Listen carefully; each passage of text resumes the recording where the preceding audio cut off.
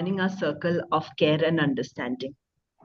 Each season of our parent support group, we focus on themes that help us build emotional awareness and practical strategies both for our children and for ourselves. This space was created with a simple but powerful mission to bring parents together in a safe, non judgmental community where we can share, learn, and grow. Parenting, especially when our children have unique needs or sensitivities, can feel isolating at times. But here we remind ourselves that we are not alone, that every story, every struggle, and every small success can become a source of strength for someone else. And our topic today, zoom in practical tools to boost focus and attention in young minds, is something many of us think about often. So, whether it's helping our children stay engaged during daily routines, supporting them in schoolwork, or simply guiding them through play, attention and focus are skills that shape so much of their growth.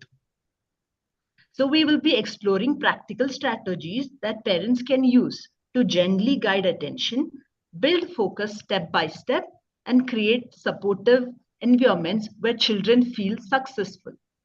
The goal is not perfection, it's progress. And every small tool we add to our parenting toolkit can make a big difference in helping our children thrive.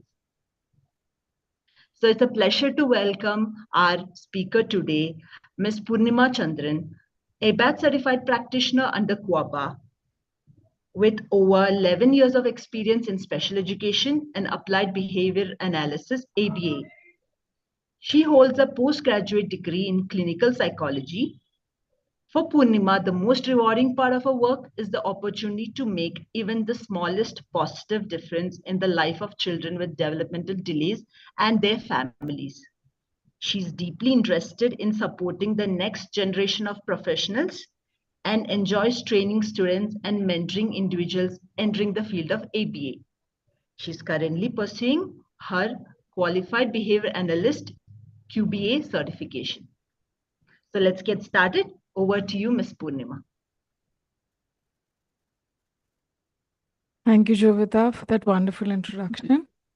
So today we are going to talk about some practical tools to boost focus and attention in young minds. We'll start with a quick icebreaker and then we'll dive into understanding what attention is and what different types of attention look like. We look at reasons for lack of attention and share some practical, easy strategies to improve it. We'll cover red flags to watch for, when to seek help, and we'll end with a focus challenge for you as parents. Don't worry, we'll keep it warm and engaging. Let's get started. Now, when you say or hear the word focus, what does it look like for you? Do you struggle with sustaining, maintaining, or getting attention to complete any of your tasks? Can you name one task that you find challenging to have a sustained and continuous attention for? You can type in what are any one activity that you struggle with, or you can unmute your mic and tell us what is one activity that you find challenging when it comes to sustained attention and focus.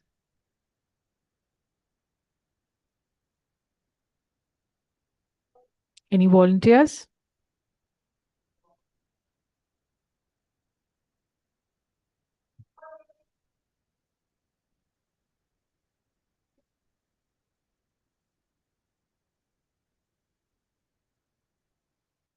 Can think of this, please do feel free to add to the chat box.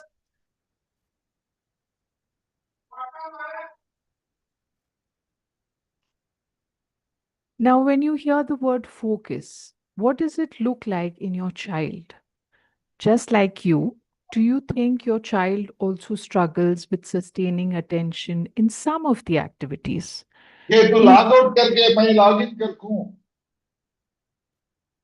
Do you see a difference in the way his or her attention and focus is maintained from one activity to another?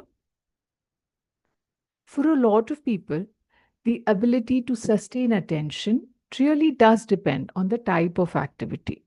Sometimes we are more focused when we are deeply engaged in work. Other times, a relaxing activity might let our minds wander. It definitely varies from person to person. It's quite common for children too to show different patterns of attention depending on the activity. So let's explore that and see what everyone notices about their child's focus and attention.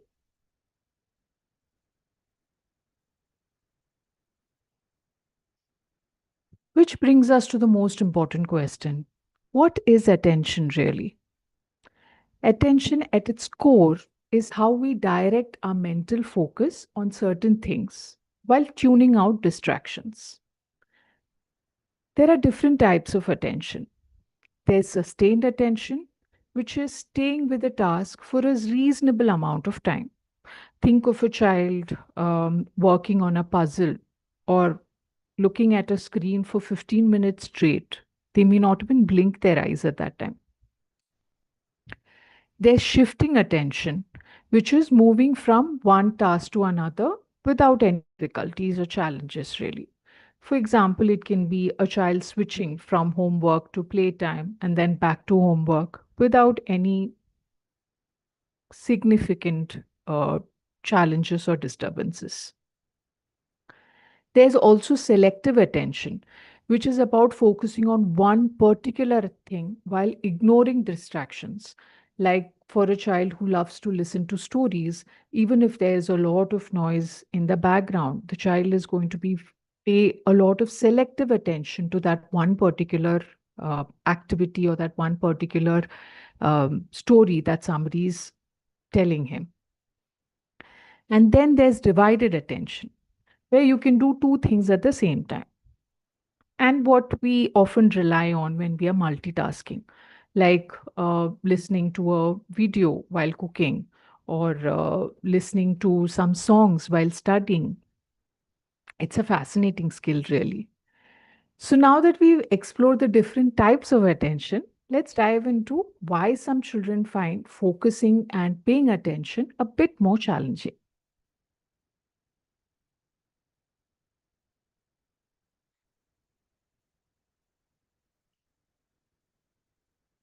Now, developmentally, children who are younger find it much harder to have sustained focus and attention. The different parts of the brain that help in executive functioning and emotional regulation, like the prefrontal cortex and amygdala, mature with age, which aids in better attention, better processing, better memory, better focus, and improved emotional regulation. The next reason why some children struggle with focus are sensory needs. Most young children struggle with focus while regulating their sensory needs, and this is especially important for children who may have some neurodevelopmental delays or deficits. This increases their sensory requirements and makes it much harder for children to be able to regulate their sensory needs without external support and guidance. Most children who struggle with sensory needs either have a high need for certain sensory stimulations or get overwhelmed with different sensory stimuli in the environment.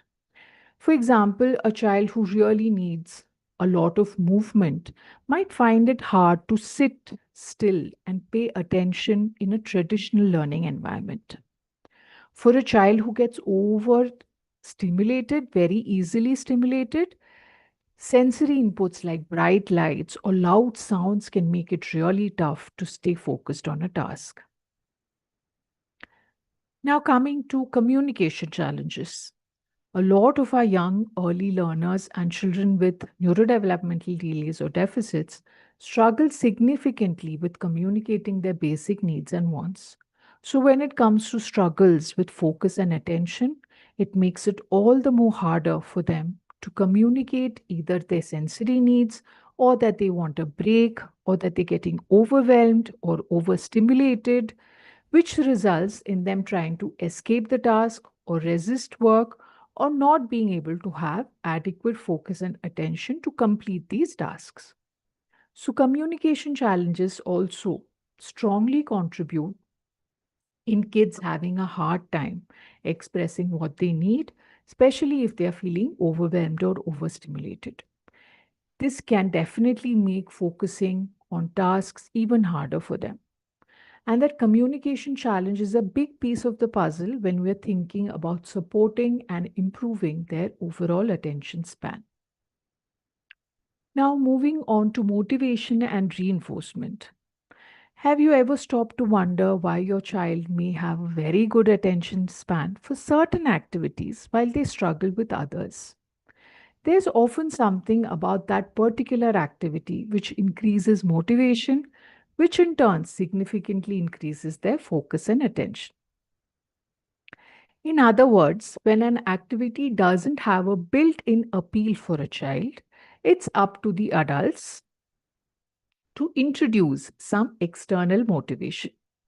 By adding these reinforcements, even less preferred activities can become more enjoyable and interesting, which ultimately helps the child stay focused and attentive for longer periods of time. The next reason for some children to struggle with focus may be anxiety or emotional overload. Children who are struggling emotionally or psychologically, and especially when it is compounded with communication challenges or sensory needs, can have significant challenges with sustained focus and attention. Teaching kids how to regulate their emotions and helping them feel safe really does wonders. Over time, as they develop these self regulation skills and experience less anxiety, their ability to focus can improve gradually and consistently. The next reason for children struggling with focus is something that we are all familiar with. It has to do with too much screen exposure. When a child is used to those bright, fast moving images on screen, it can be challenging for them to focus on the more subtle, real world stimuli around them. I would like to take a moment here to tell all the parents who have joined us here today, please don't feel guilty about giving your child access to screens.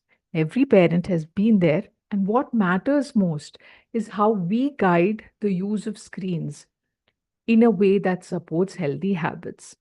So, by using screen time as a reward after they have accomplished something challenging, after they have completed a task which requires sustained focus and attention, if they are given screens as a reward, you're really helping them associate it with positive effort rather than just calming a tantrum. It's actually a great way to build healthier habits over time. One of the other significant reasons why some children struggle with attention could also be their sleep and routine issues. Now, again, this is very commonly seen in children with neurodiversities. Usually, during their early years, most of these children have trouble going to bed at a regular time or sleeping through the night. This can be compounded with gastrointestinal issues, which are also quite common in children with neurodiversities. So, these physical and biological reasons can also significantly impact the ability to stay sustained focus and attention in children. But, like we had discussed during the developmental stage of attention and focus, most likely as children grow, these routines tend to settle down, and that can naturally lead to improvements in their attention.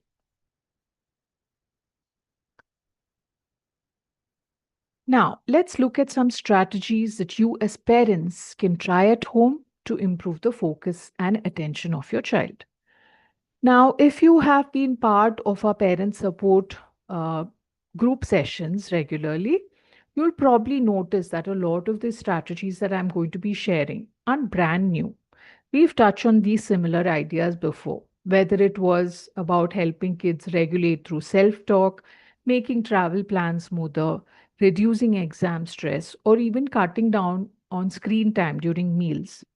All of these strategies have been discussed by the presenters earlier. And that's the thing. Many of these strategies overlap.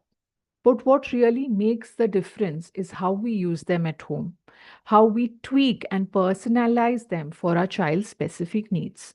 That's where the real change happens. And that's what we'll focus on together today. So, one of the most commonly used strategies and the most easiest to use strategies is the first and then rule. It's sometimes called as the grandma's rule for a reason. It's been around forever and it's a really simple and effective tool. Basically, you pair the less preferred task with the reward that comes right after. So it's like do this first and then you get that.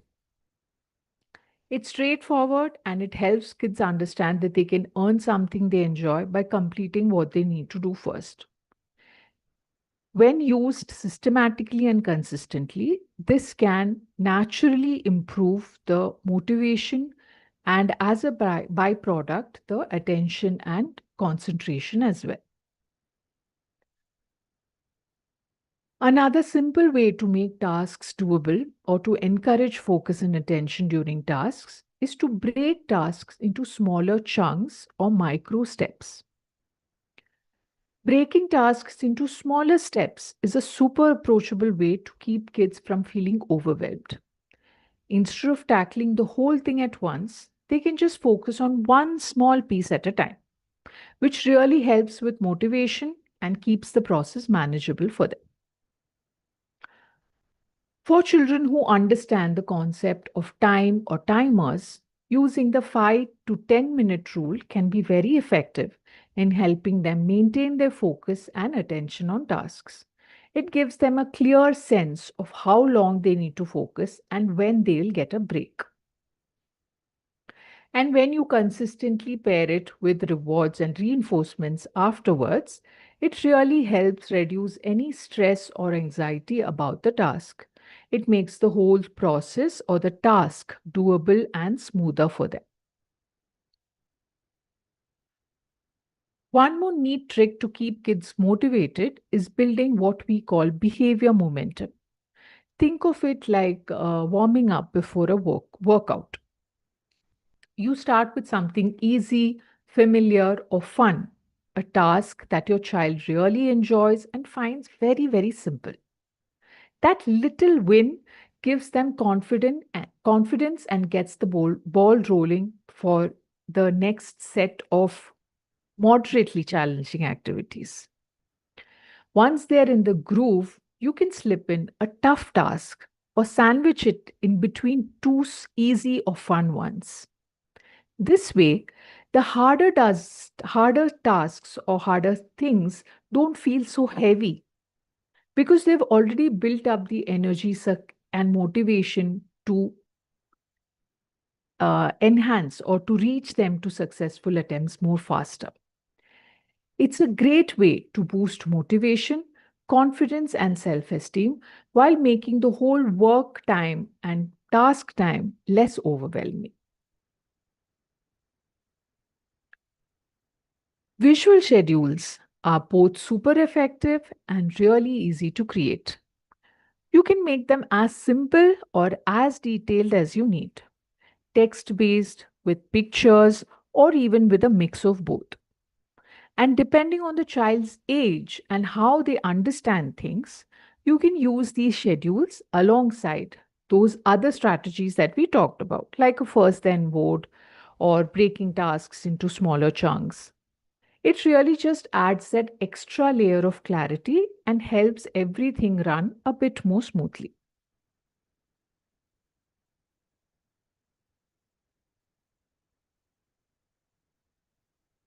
Moving on to understand how to use reinforcement more effectively. Science and research tells us that the most effective way to ensure a higher probability of increase in behaviors is to present the rewards and reinforcements as close as possible to the desired behavior itself. The closer the reinforcement is to the behavior, the more likely it is that the behavior will stick and become more frequent over time. Some of the other ways to improve the efficacy of the reinforcement is to set clear expectations before presenting the instructions or the task that the child is required to complete. By laying out these expectations clearly, whether it's through words, visuals, or even a timer, you really help reduce any stress or uncertainty the child might feel. It also gives them a clear understanding of when that reinforcement is coming, which can make a big difference in how they approach the task. First and then boards and token systems are a great way to ensure that the child stays attentive during tasks. These strategies are designed to make the expectations and rewards more visually accessible.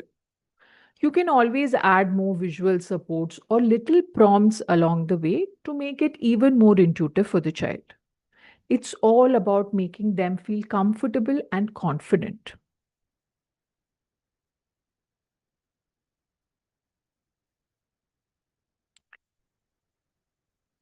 There are also multiple strategies that occupational therapists recommend, like wall pushes, teaching your child to push against the wall when they have too much energy and they are not able to focus or pay attention to a task. Activities like doing animal walks, doing simple exercises like jumping jacks or chair push ups, and providing deep pressure squeezes. All of these can help in calming children down and helping them focus and pay attention to tasks better. They're usually more helpful when done just before a challenging task. It's definitely best to work closely with a certified occupational therapist so they can tailor these strategies to your child's unique needs. They will help you figure out exactly how to adapt and visualize each activity in a way that works best for you and for your child.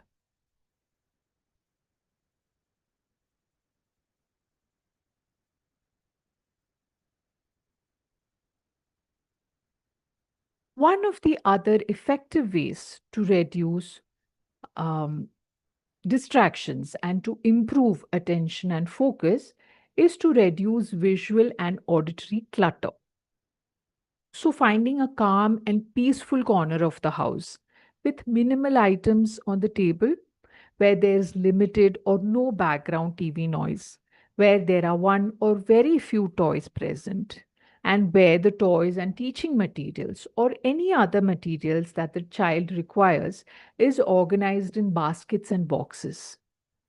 By setting up such a quiet corner with minimal visual and auditory distractions, you're essentially giving your child's mind a little sanctuary. It helps them settle down, feel more at ease, and get ready to focus on those more challenging tasks.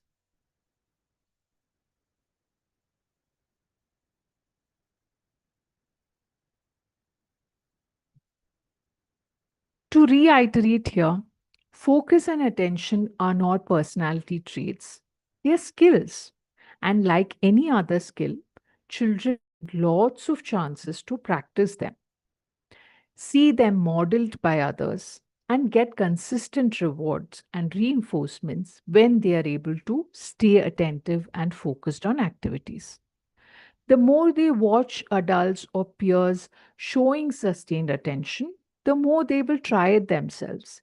And over time, it becomes something that they can do more naturally. Think of all the strategies that we've talked about: movement breaks, calming corners, sensory activities as tools in a toolbox. You don't have to just use one. You can mix and match depending on what your child needs in the moment. The key is consistency. The more often you use these tools, the more you experiment with different combinations, the easier it gets to figure out what really works for your child. Over time, you will find your rhythm and your child will find theirs too.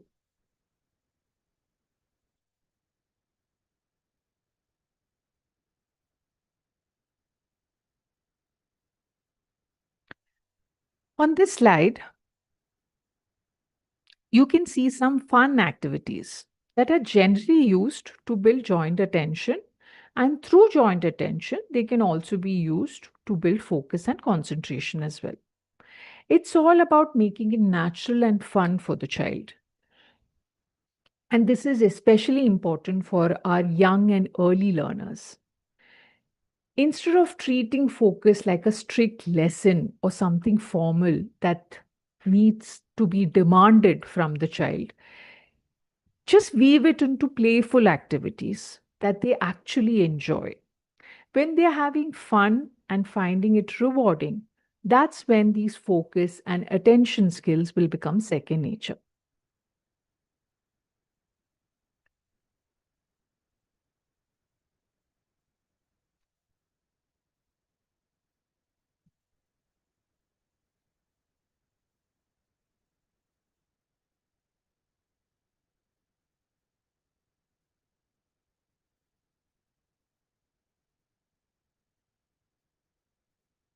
Now, as a parent, this part is something that I can relate to very well.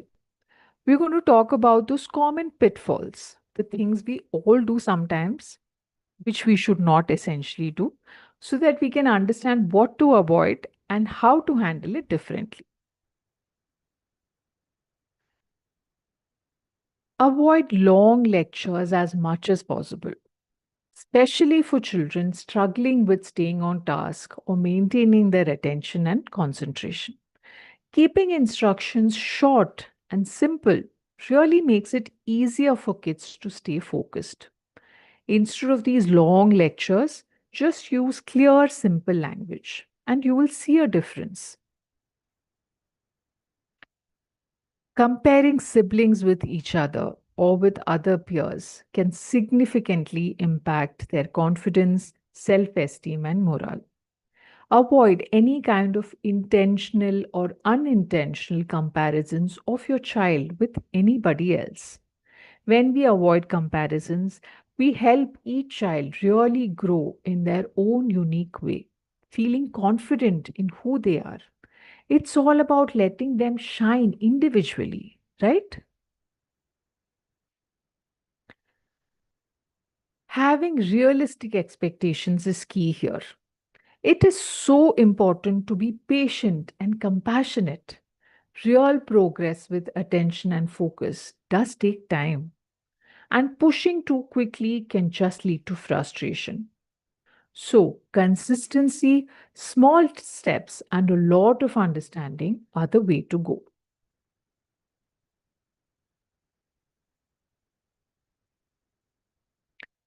We've already touched on the idea of using screens wisely, but it's worth repeating. Screens shouldn't become the default way to calm a child during a meltdown. Instead, think of a screen time as a special reward for positive behaviors. For example, you finished your puzzle? Great job. Now you can go watch your favorite rhyme. This way, the screen becomes a motivator and not a quick fix. Another helpful tip is about giving instructions. Many children, whether neurotypical or neurodiverse, need extra time to process what we say. If we repeat the same instruction over and over, their brain has to reboot each time, which can actually slow them down and make them very frustrated. Too many repetitions can feel overwhelming, like background noise that never stops. Instead, say the instruction once, say it clearly and calmly, pause, and give them time to process. If needed, gently prompt again after a short wait, but avoid rapid repetition.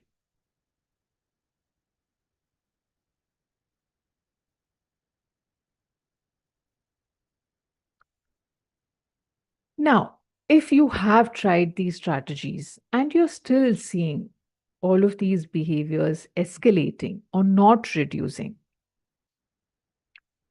like consistently having short attention span, especially when compared to other children of their age, um, if there is if there are behaviors that are significantly affecting their safety and hygiene, if they are constantly, or if there is a growing sensory seeking pattern or behavior, don't panic.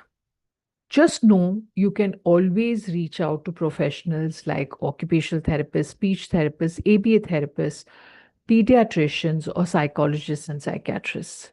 They are there to help you figure things out and guide you forward.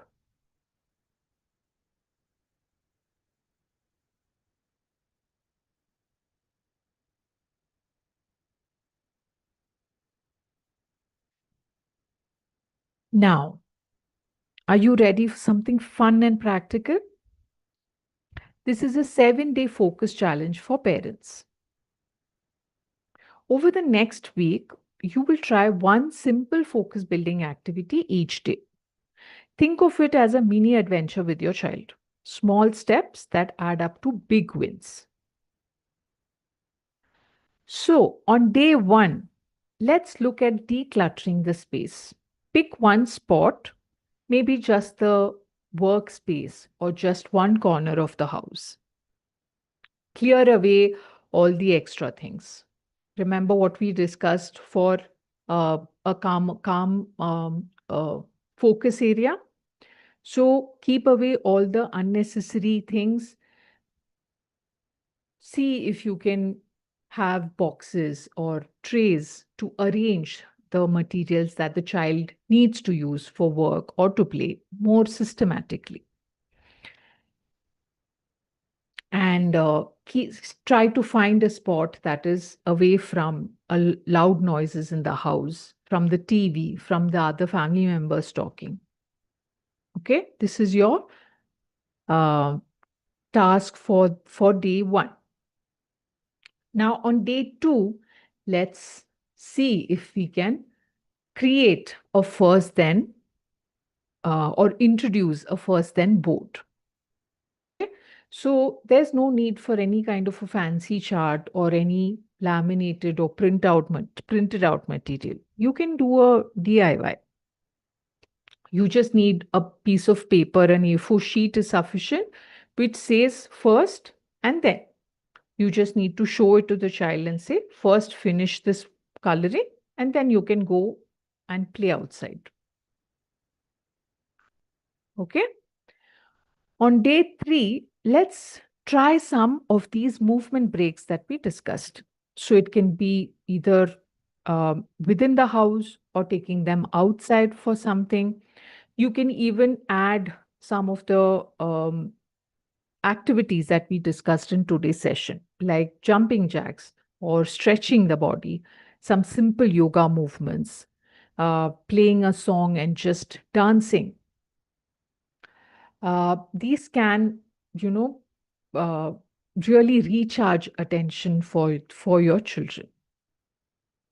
So we can try that on day three. Now, day four, let's look at reducing the screen at least by 20%. Okay, so all of these um, day one, day two, day three activities are going to help you on day four.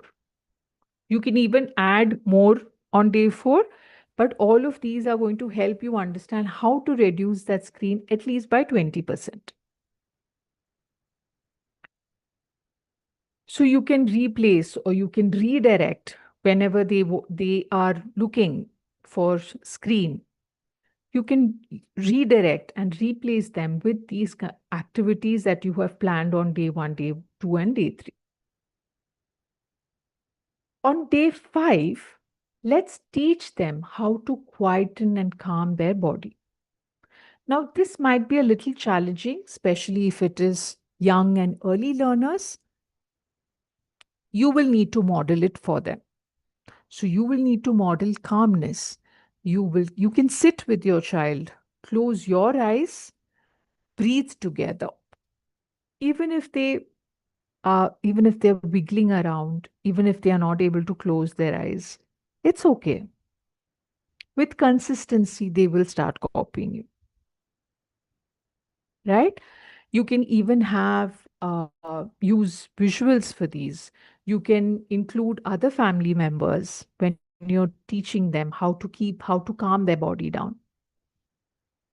And definitely, all of these, especially the day 4 and day 5 challenge, definitely requires a lot of rewards and reinforcements from you for the child. Yeah. On day 6, let's learn how to make token boards. So you can bring out your stickers, stars, or any other tokens that you think the child might enjoy, the child might like doing. Let's learn how to use these tokens to celebrate every win of the child, big or small. You can build excitement with rewards like ice cream treats, extra playtime, taking them out to malls or parks or whichever areas they love to explore.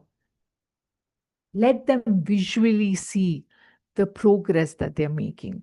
Let them see how much of appreciation, acknowledgement, and rewards they're getting for all the wonderful things that they're doing across the day. On day 7, let's reflect and reset. Pause, look back, and celebrate the effort. Adjust what worked. Let go of what didn't. And most importantly, be kind to yourself. Parenting is learning too, and grace goes a long way.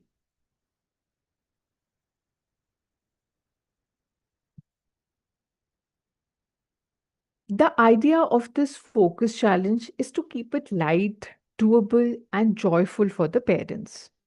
Each day is just one step, but together they create a rhythm that helps children and parents to build focus with less stress and more smiles.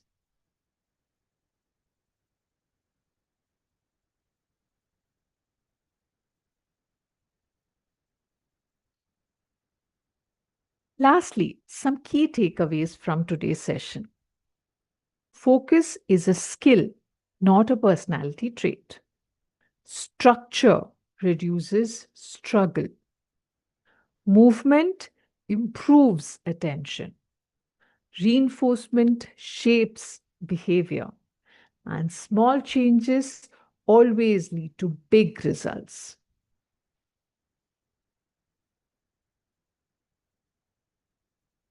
We're opening the floor to questions now.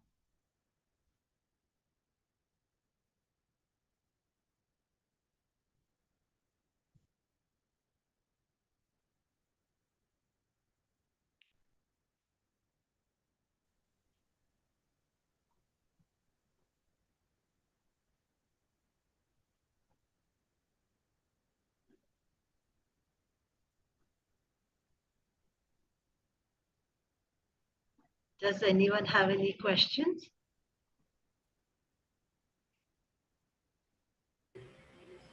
Yeah, I do have one. Yeah. Hi, ma'am. So, is there any study done on kids' usage of medicines versus attention span that you are aware? Let's say immediately after medicines, how the attention might be more uh, slowly it is reduced. So, is there any point you want to mention with that? Right. So there are multiple studies done in usage of medicine versus therapy. But as per medical professionals and as per the research, it is a very like there's no conclusive evidence that says that only one way to go is the right way to go. So it will differ from each child to each child, and that's the reason why we always recommend collaborating with uh, medical professionals to understand the pros and cons of it. Because, like you already would be familiar, even though the medicines may be common for improving, like if you take a area like improving attention and concentration, the kind of medicines that are given are probably common, but the way that it affects each individual is very different from the other. So it's always important to understand the pros and cons of administering medication and consistent and um, repetitive consultations and feedbacks with the doctors is very, very essential to ensure the efficacy in terms of how the medicine administration and medicine impact is happening for the child. That's the medical aspect of it. Uh, in my personal experience and with my discussions with different kinds of doctors, pediatricians, psychologists, they always recommend that a combination of both medicine as well as therapy is always more recommended, because as you're working on the internal wiring, it's also important to teach the skills that are required for the child to become more independent and help in better functioning in the environment. So both of these are equally important to see a stable and consistent success in terms of improvement in any skill, including attention, focus, and concentration. Okay. Thank you. Mm. That was a very nice question. Thank you. Next, we have another question in the chat box. That's for me. Okay, and that's related to, increasing.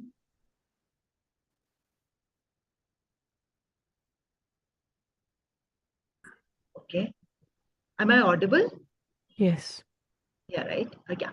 So, to the ma'am who had asked about, how to increase questions in a child. So, first we have to model it. Like when we see an object and we ask, "What is this?" to a question, and we model it. Okay, what is this? In a very exciting way, and the child listens it, and the child is answering it if the child knows to. Okay, the same way you do it many, many times, the child is listening to the same question, what is this, for example, or where is the thing, for example. Okay, and the child is learning that it is something that you can ask. You can use visual cards also. Okay, showing that you're with the question card, like what is this, something like that. It's always better not to start with questions. Always start with commenting. Let the child learn to answer first. Okay, seeing an object like this is a swing rather than just what is this. Okay, so once the child learns to say that, oh mama, look, that's a swing, then then the next step is asking questions. Okay, so this is what I have to tell regarding the question in the chat box. Any other questions?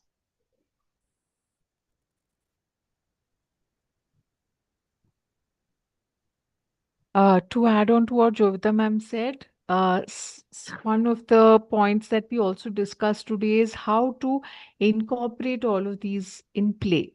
So try to bring in as much of fun elements and play-based strategies as possible when you're teaching skills like language or attention focus. The more you do it through play, the more sustained the learning will be.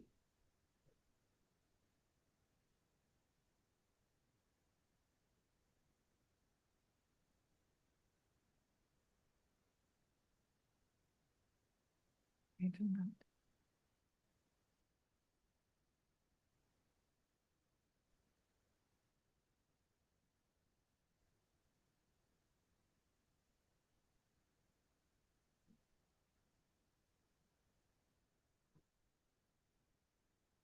Okay, there's another question. When interacting with children or delegating responsibilities, we observe that they exhibit irritation, even in instances where a high degree of patience is exercised. We seek guidance on effective strategies for managing these situations, as our current approach, which emphasizes patience, has not yielded the desired results. Oh, I completely understand where you're coming from. So the most important thing I would say is to understand the need of the child at any for with any problem that you're having. Try to understand what is the need of the child at that point of time. If they're showing that kind of irritation, why are they showing it? Which part of the responsibility is getting or taking on responsibility? Which part of that is the child getting irritated with? Is it that the task is becoming too overwhelming? Do they not have the skills to complete that particular task or activity? Are they not being rewarded enough? Is it the motivation that is lacking to complete that activity? Once you understand what is the need of that particular child in task completion, you will be able to address and facilitate that need much better. So, I commend you for being patient. That's one of the most difficult things that as parents we struggle with. And it's amazing that you're so patient with your child. But with only you demonstrating your patience, is the child learning anything, or are they finding it as a way to escape from that task? Are they finding it as a way to whine more or to throw a bigger tantrum? Is that what is happening? So understand what is the need, what is the problem that the child is having, and then try to address that particular issue with your child.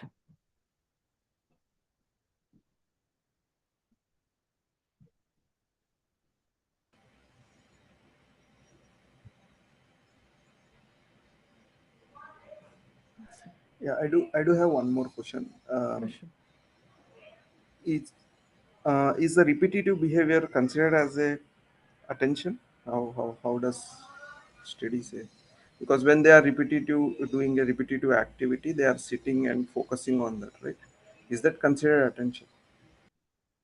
Right. So engaging in repetitive activities, that's the sustained attention that we were talking about. So they may be able to have sustained attention for preferred activities or for repetitive activities. If that is there, it's awesome. That's a great thing. But then we need to look at building their attention skills for other types of activities, or the other types of attention also needs to be built up, because once if they have to shift from one activity to the other, how can we gradually and systematically build their attention through those transitions as well? So this is not a bad thing. It's great that they are able to continue have that kind of sustained attention for repetitive activities, which can then be used as a way to regulate them, as a way for them to calm themselves down. Definitely. But we additionally or parallelly with that, we also need to find different ways. The strategies that we spoke about today, we can also use that for uh, teaching them to transition from one activity to the other while not getting their attention and focus completely down. Does that make sense? Yeah, thank you.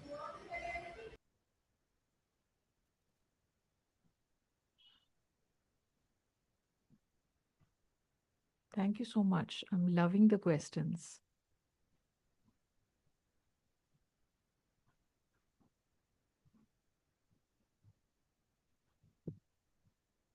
Any other questions?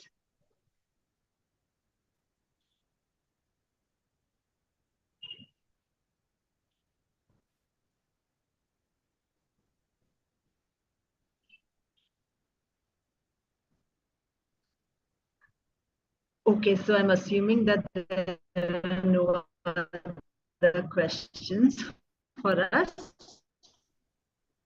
So we and not one straight. So let's try to build focus step by step, making it doable for our children. reinforcing even small progresses made. Please don't hesitate to seek help if you have been noticing red flags in our children lately. And today we have come to the end of this season of parent support sessions. If you happen to miss any of the earlier sessions, don't worry, you can always revisit them on our YouTube channel at your convenience. We are excited to share that the next season of parent support sessions will be launching soon. We look forward to welcoming you back and continuing to learn, grow, and support you one another together.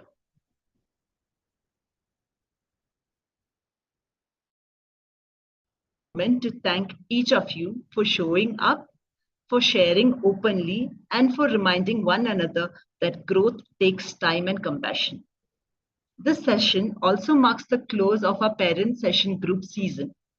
It's been such a joy to walk alongside you these past weeks, listening, learning, and growing together. Please remember this group exists for you to support, empower, and remind you that you're not alone in your journey. You're doing your best, and that is always enough.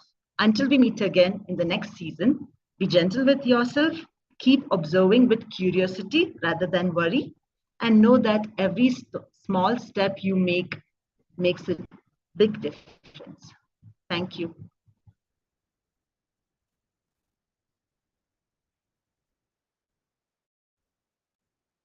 Thank you, everyone.